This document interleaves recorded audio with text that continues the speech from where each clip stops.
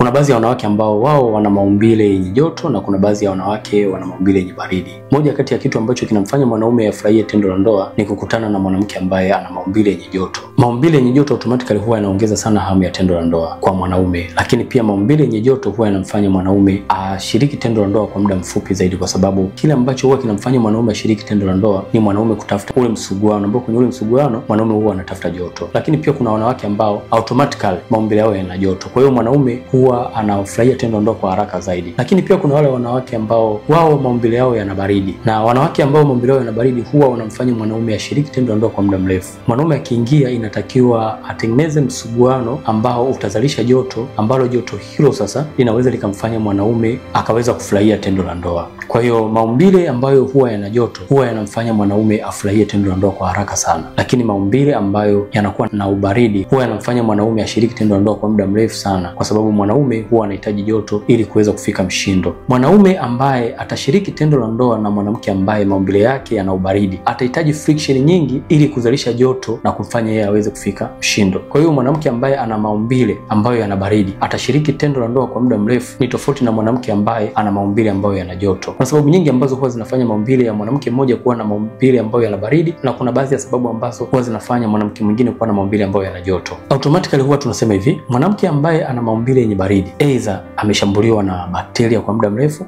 amepata changamoto za maambukizi ya bakteria, au wakati wa kujisafisha huwa anatumia maji ya moto ambayo huwa yanasababisha maumbile yake kutanuka. Lakini pia mwanamke huyo aidha ametumia dawa nyingi sana za kuweka ukeni, na ndio maana kuna baadhi ya wanaume akishiriki tendo la ndoa na mwanamke fulani anafurahia zaidi tendo la ndoa kuliko kushiriki tendo la ndoa na mwanamke fulani, na hii huwa inatokana na aina fulani ya maumbile kuwa na joto zaidi na aina fulani ya maumbile kuwa na baridi zaidi. Ni namna gani nzuri ambayo inaweza kumfanya mwanamke aweze kutunza uke wake vizuri? Cha kwanza ni namna ya kujisafisha, usitumie maji ya moto. Lakini cha pili, epuka kuingiza vitu mara kwa mara ukeni. Lakini kitu kingine cha msingi zaidi pia, pale ambapo unakuta una maambukizi yote katika maumbile yako, inatakiwa ukutane na wataalamu wa afya waweze kusaidia kuepukana na hizo changamoto. Kwa changamoto zozote za afya ya uzazi unaweza kunipigia kupitia namba yangu ya simu ambayo ni 0758 078 25. Asante sana.